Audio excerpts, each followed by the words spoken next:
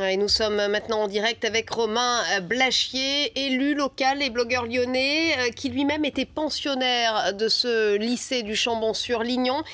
Merci monsieur d'être avec nous et de réagir en direct sur BFM TV. On vient de l'entendre dans ce sujet, un établissement apparemment particulier qui ne vous laisse à vous a priori que de bons souvenirs.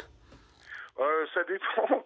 Disons que c'est un établissement qui, à la base, a un projet éducatif qui est alternatif, qui est intéressant, qui en plus a la démarche au départ de proposer à des élèves qui sont en difficulté, dont personne ne veut, de les insérer dedans. Après, il semble que le projet, au fur et à mesure des années, moi j'y étais au début des années 90, déjà était largement délité.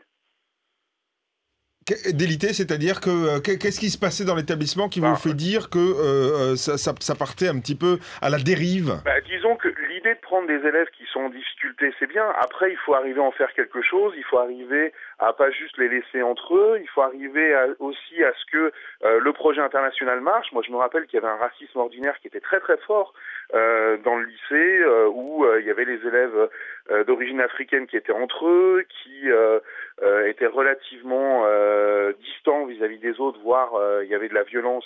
Alors ce coup-là, la violence était des deux côtés. Voilà, il y avait des problèmes d'alcool réels, on avait réellement des gens qui fracturaient l'infirmerie des fois pour aller prendre l'alcool à 90, des comas éthyliques réguliers, une consommation de drogue qui était très forte. Enfin voilà quoi, donc c'était un peu difficile. Au lieu de réformer les gens, comme c'est le projet au départ de l'établissement, on les maintenait un peu dans un état, dans l'état où ils étaient en arrivant. Alors, la jeune Agnès n'avait que 13 ans. Elle était, d'après ce qu'on a pu entendre ici ou là, parisienne. Elle ne rentrait que tous les 3 semaines à la maison. Y avait-il une surveillance quand même élevée le week-end où les élèves étaient laissés finalement à eux-mêmes? Alors, il y avait une surveillance quand même. C'est en fait la spécificité de l'établissement, c'est pour ça qu'il y a beaucoup d'enfants d'expatriés. Moi, j'étais enfant d'expatrié. Je faisais ni partie, je faisais partie de la grande bourgeoisie parisienne. J'étais un enfant d'expatrié. Donc c'est pour ça, une fois toutes les 3 semaines, les gens pouvaient rentrer. Donc il y avait un certain isolement effectivement dans une commune qui est un petit peu loin du monde, donc effectivement le week-end pas grand-chose à faire d'autre que boire. Mais bon, après, l'établissement essayait quand même de mettre en place un certain nombre de dispositifs. On ne peut pas leur jeter la pierre complètement. Est-ce que vous êtes aussi en train de dire que finalement, des débuts de l'adolescence, 13 ans pour ce qui est de la victime dont on parle, c'est beaucoup trop jeune pour aller dans ce genre d'établissement?